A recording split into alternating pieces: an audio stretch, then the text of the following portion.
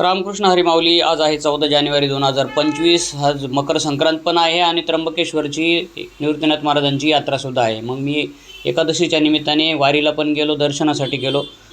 तर त्र्यंबकेश्वरमध्ये इतकी प्रचंड गर्दी होती. यावर्षी जवळपास त्र्यंबकेश्वरमध्ये 4 लाख भाविकांनी दर्शनासाठी गर्दी केलेली होती. म्हणजे बाहेरचे वारकरी आलेले होते, दिंडे आलेले होतात. मग मी डायरेक्ट गेलो थेट निवृत्तीनाथ महाराजांच्या दर्शनासाठी. आणि अशा वेळेस गेलो की त्यावेळेस नेमका रथ निघणार होता. तसं बघायला गेलं तर पहाटेपासूनच भाविकांनी कुशावर तर स्नानासाठी प्रचंड गर्दी केलेली होती. ब्रह्मगिरी पर्वत प्रदक्षिणा, गंगाद्वार आणि निवृत्तीनाथ मंदिराबाहेर भाविकांच्या लांबच लांब रांगा लागलेल्या होत्या. त्या ठिकाणी दिंडीच्या फळावर नामवंत कीर्तनकार आणि प्रवचनकारांचे कार्यक्रमसुद्धा रंगलेले होते. मंदिराबाहेर रथ जोडण्याचं काम चालू होतं. मी तिथंच रथाचं दर्शन घेऊन घेतलं आणि परतीच्या मार्गावर निघालो. शासकीय कर्मचारी पण बऱ्यापैकी दिसत होते.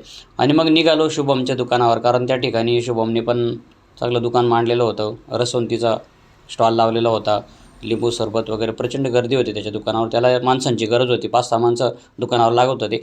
मग मी पण, शुभम म्हणजे आमचा पुतण्या बरं का, त्याचं कॉलेजच्या समोरच ऑनलाईन सेंटरचं दुकान आहे आणि यात्रेच्या वेळेस तो 2-4 प्रकारचे स्टॉल लावतो. अशा वेळी त्याला 5-6 माणसांची गरज पडते. मग मी पण थोडीफार मदत केली आणि संध्याकाळी पुन्हा नाशिकच्या दिशेने. तर आजचा ब्लॉग तुम्हाला कसा वाटला नक्की कमेंट करून सांगा. थँक्यू. रामकृष्ण हरी.